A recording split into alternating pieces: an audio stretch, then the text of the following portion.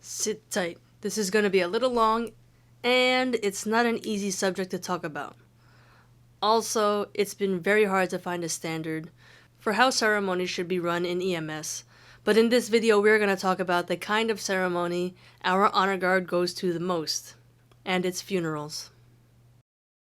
Hi, my name is Mel, and I am the team leader of the Jersey City EMS Honor Guard and founder of EMS Honor Guards of New Jersey. So, like I said, this is never easy to talk about, but it's really important that we do. Why, you ask?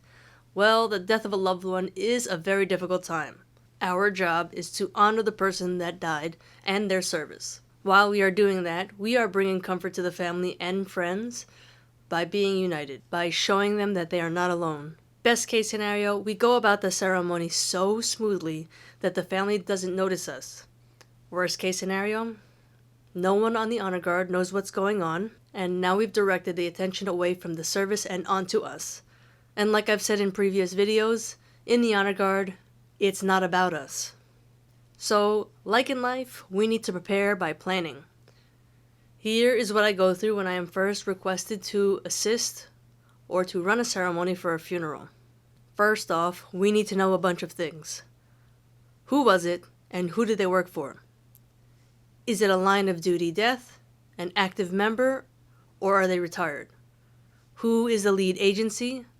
Typically, this is their full-time or primary employer. If we are not the lead, then does the lead agency have an honor guard? Do they know what to do?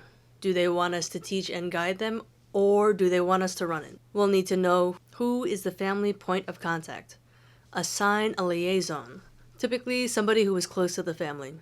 Who is the funeral director? This person will be your best friend.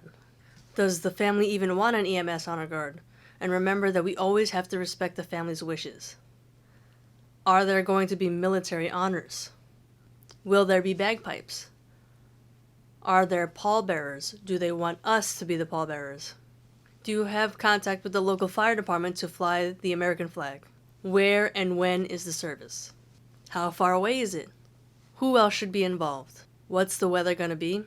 Inevitably, it will always be in the middle of a blizzard or a heat wave. There's usually no in-between. Typically, I like to do a site visit. Where will people be lined up?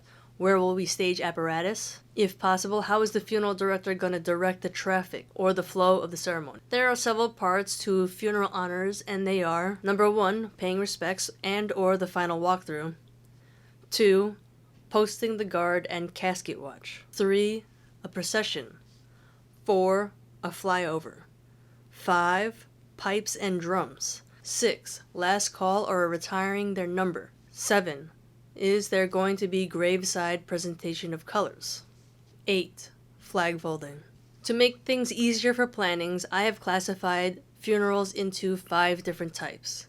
Type 1, a line of duty death involving a Jersey City EMS employee. Type 2, a line of duty death of any EMS provider. Type 3, an active EMS provider that died off duty. Type 4, the death of a retired EMS provider.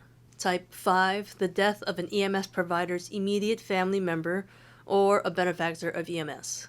For what's included in each, I'll start from Type 5 and then move up to Type 1, as each type builds on one another. For Type 5, the honor guard will only pay their respects and maybe possibly do a small final walkthrough. For Type 4, that will include what's in Type 5, including posting of the guard and a casket watch. Also, depending on that member's years of service, we might do a flag folding. Type 3 will include all of Type 4 plus a procession. Type 2 will include all the parts of the funeral honors pending on the lead agency. And Type 1 will include all the parts of the funeral honors pending on the family's approval, with a special note that retiring a member's number is completely up to the agencies that they work for.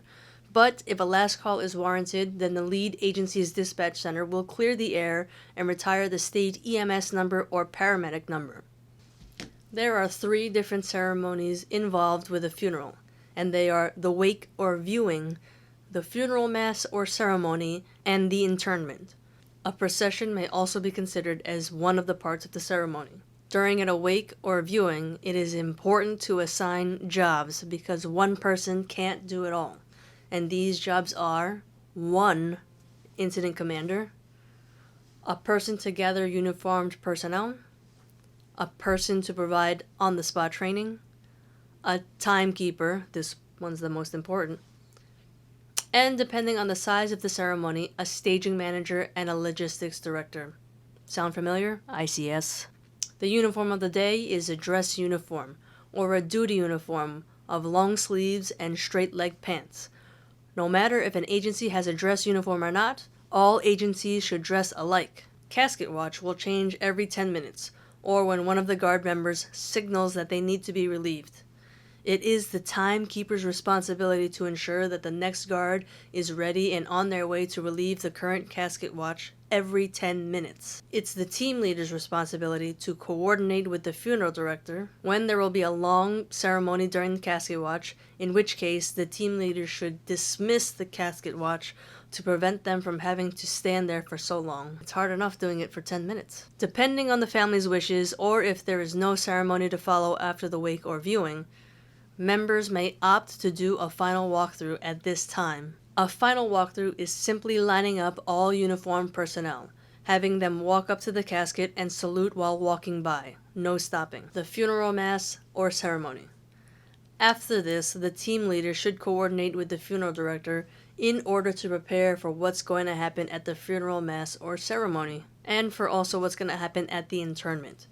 The family's liaison or point of contact should also be involved with these decisions to make sure that everything we do is within their wishes. Typically, a presentation of colors will be made at the entrance of the church or wherever the ceremony is taking place as the procession is arriving. It has been my experience that only a few apparatus would escort the body from the funeral home to the location of the funeral ceremony.